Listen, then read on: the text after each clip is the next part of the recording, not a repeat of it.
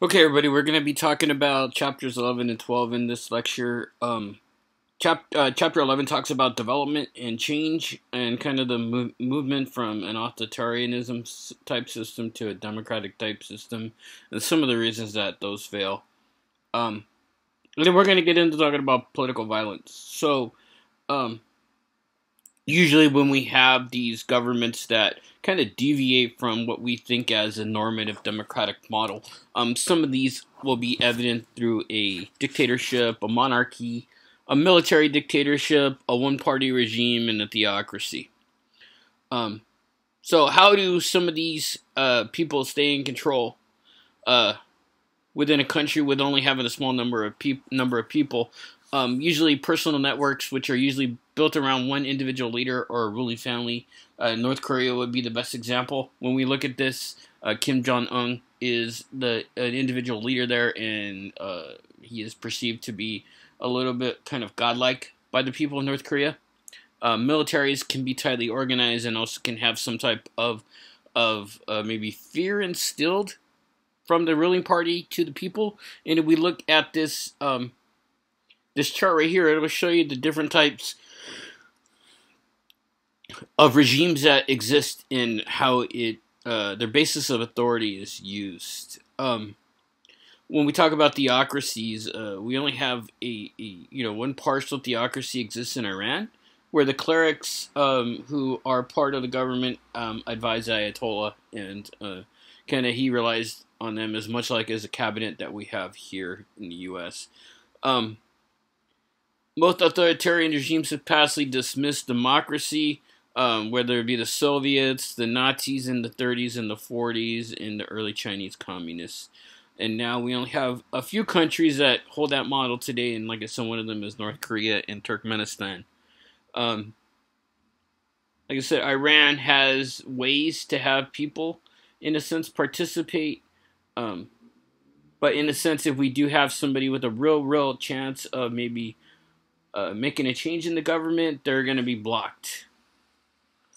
China has a pure authoritarian regime. There are some aspects of democracy within China, such as elections for village councils, but for the most part, it's a one-party regime. And we also have illiberal democracies, which can involve Russia, Tunisia, and Egypt before the Arab Spring. We talked about the Arab Spring in past lecture. And examples also exist in Africa, the Middle East, and Central Asia. How do authoritarians fail? Rather than war and diplomatic pressures, the economy is often the reason they fall. One of the prime examples is the Soviet Union, which broke up into a bunch of different countries in Eastern Europe, which kind of went away from that communist mindset in the late 1980s. Military pressure, where there's pressure from the United States.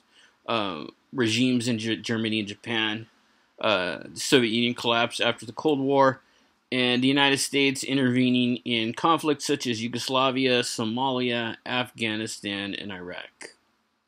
And non-military pressures such as economic sanctions, civil service programs, civil society programs, I should say, and kind of that carrot at the stick type conditionality pressures that existed. Maybe it might be a coup or a popular uprising or a voluntary registration to make way for democracy. But pressures can be ambiguous and counterproductive. Democratic countries send mixed signals. Democratic countries' efforts may unintentionally reinforce authoritarian regimes, which we may have seen in Afghanistan. Here is a chart on how most regime toppling of regimes will exists, whether it's a foreign intervention all the way up to a coup d'etat, where it's a total overthrow of the government. Economic crises is another one.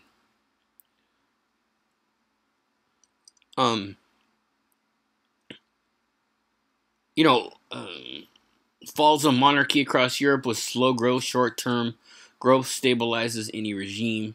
Long-term economies, markets weaken centralized control. People outside the state develop resources.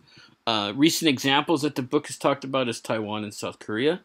Pro-capitalist regimes opposed to communist China, North Korea, and the Soviet Union helped instill this, allying with the American government. Protests, and they were both full liberal democracies by the 1990s. Now we talk about military regimes. Egypt is a past example. Militaries are not designed to be governing bodies. A lot of corruption, personal networks that exist, dictatorships that have existed in Haiti, Syria, the DRC, and they often use violence to maintain their power. Syria and Libya are really good examples of this. We talked about China, the fall of the Soviet Union, and in some instances, when we talk about a theocratic type of government, Iran's regime has some advantage of a single-party system where their supreme leader or the Ayatollah can claim a divine authority or a bestowment of power by God, which in a sense might be able to scare people into, kind of falling in line. That whole fear of damnation or not following what your religion says you should follow.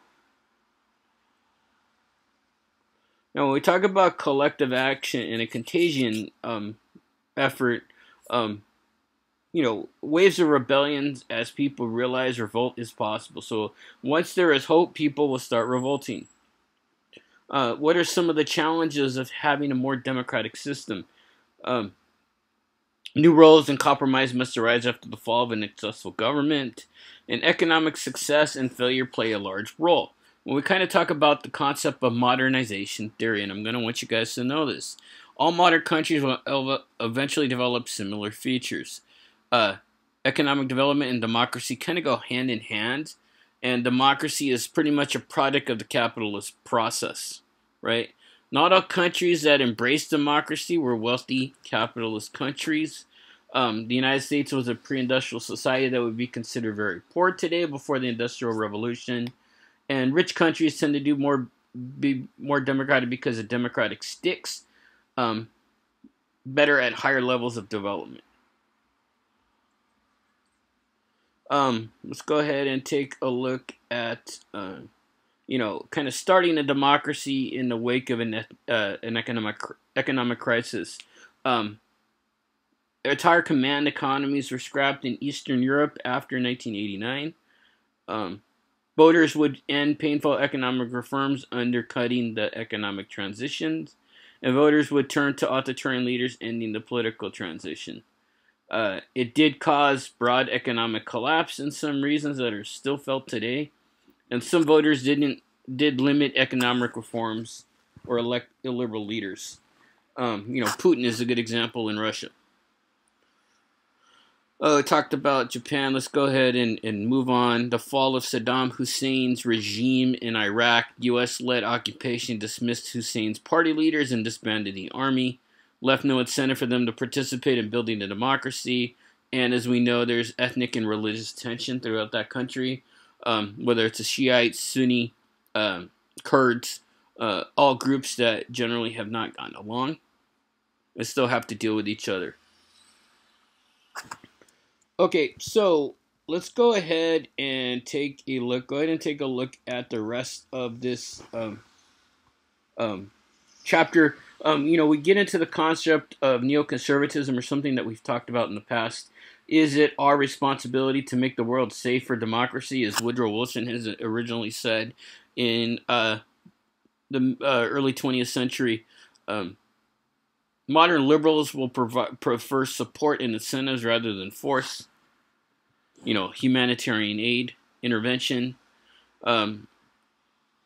Conservatism is we should mind our own business. Outside meddling can strengthen nationalism and therefore authoritarian regimes, which is really true. And also the concept of realism, where, utopian crusades in a dangerous world are pointless and risky. Republican opponents of the Iraqi invasion is an example of this, as well as libertarian and something, Tea Party Republicans, which have kind of gone by the wayside in the past year or so.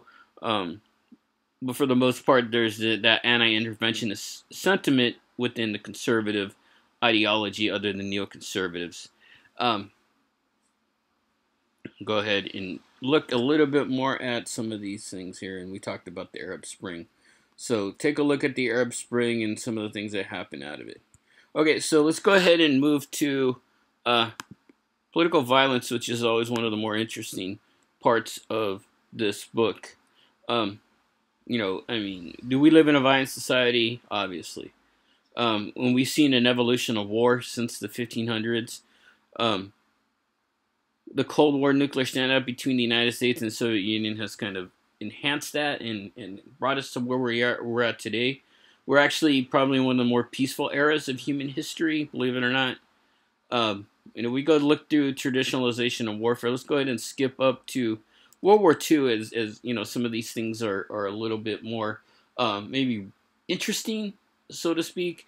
When we talk about history of warfare, industrialization is caused, in probably a technological advancement has really created ways that wars are fought now. Planes bomb cities, an offensive war. But if we go and kind of look at the Cold War, a lot of the Cold War was fought on rhetoric. Warsaw Pact countries, which is a lot of those Eastern European countries, versus NATO countries, which are mostly our allies or Western Europe. Nuclear arms race, which really played a role into it even now today when we are monitoring nuclear productions, which led to something called the Cuban Missile Crisis in 1962, where for a few days the United States and the Soviet Union had nuclear weapons pointed at each other, and they were just waiting to see who blinked first. Obviously, diplomacy was able to work its way through that. The Cold War also exacerbated lower-level conflicts where we had proxy wars. Proxy wars are going to be a situation where you have somebody fighting for you, right? We had proxy wars in Greece, Cuba, and Nicaragua. We supported a side. That other side, using money and technology and weapons that we provided, would fight in place of U.S. soldiers, right? Now, when we talk about powers and, great powers today, whether it's China and the U.S., it's really irrational for us to fight each other directly because we have capacities to fight each other different ways. We have a lot to lose also. Superpowers directly fight against the others. Proxies, Korea, Vietnam, the Soviet Union invasion of Afghanistan. And also I saw the concept of something called guerrilla warfare, which is the, kind of the way, the unconventional form of fighting. I was, a big Star Wars fan, so if you've seen Rogue One, the attack during the middle of the movie was, in a sense, guerrilla warfare. The Ewoks attacking the Imperial troops is another form, just to trying to make it really, really basic.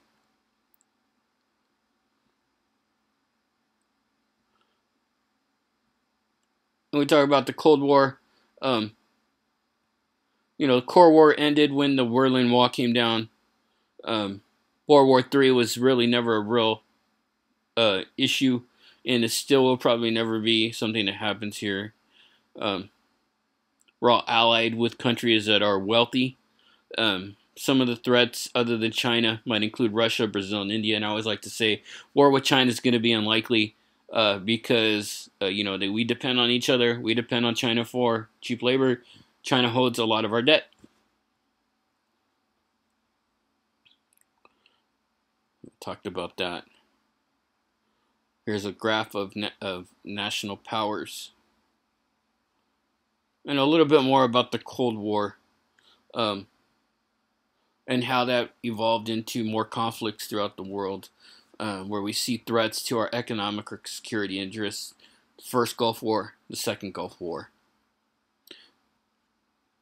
Both led to quick victories, but building a stable democracy still was harder. If we look at what came out of the second Gulf War, continued religious and ethnic tensions, and the emergence of ISIS or ISIL. Now we talk about terrorism. We definitely live in an age of terror. And what is terrorism? The risk is relatively low to be hurt in a terrorist attack, but it's still something we should be mindful of. It's something that's used prominently by radical Islamic fundamentalists. Now, I kind of want to deviate a little bit from and not totally agree with what the author of the text is saying in this, because there's a lot of domestic terrorism that happens as well. Now, is some of it spurned by Islamic fundamentalism? Yeah, true. That's true. But is every terrorist a radical Islamic fundamentalist? Definitely not. A picture of 9/11.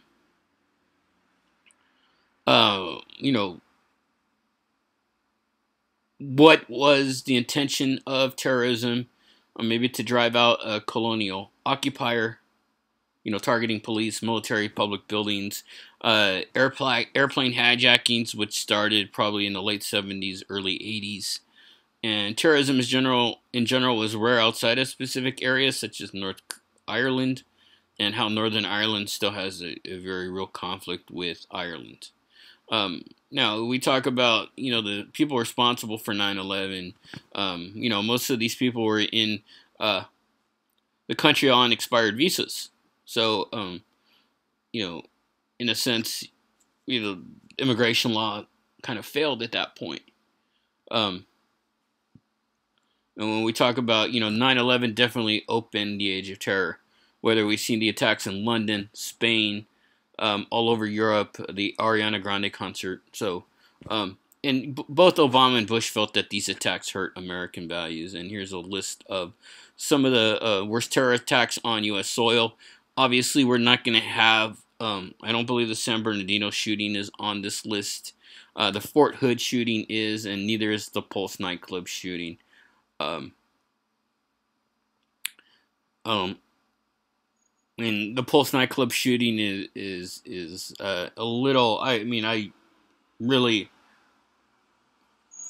don't know. It's kind of a was this guy Omar Mateen really tied to ISIS, or was he just someone who was just had a couple of mental disorders that needed to be addressed and were never done so, or was he really being backed by ISIS? Who knows? But, we're not going to find these on here because they happened after the book was published. Now, when we talk about the invasion of Afghanistan and the war on terror, overthrowing the Taliban was relatively easy, right? But over time, the Taliban has retaken territories in that area, and we've kind of seen a movement from the traditional warfare, where the boots on the ground. While we still have that, a lot of it is searching for hostiles and the use of drones. Borders and sovereignty blur. Al-Qaeda, not actually Afghan, but the Afghan government did provide safe haven. The Taliban extends into Pakistan, and Osama bin Laden was killed in a Pakistan raid in 2011. A lot of these Al-Qaeda and Taliban members are kept at Guantanamo Bay, so they're not subject to Geneva Convention protections, and they are not covered under the Constitution because they're considered enemy combatants. Some of our response that affect on home life was the passage of the Patriot Act, which kind of took away some of our civil liberties with regards to surveillance here in the U.S. NSA surveillance programs, heightened security at airports, whether it's TSA or maybe something as simple as not being able to go greet the person flying in at the gate like we used to be able to. Now you have to stay past security, and you can only go past security if you have a boarding pass. And we saw the institution of the Department of Homeland Security, which kind of consolidated ICE. Which started ICE, which was a consolidation of Custom Border Protections and the Border Patrol. And just, some figures on monies. And what is the root of violence? Are we naturally inclined to be violent?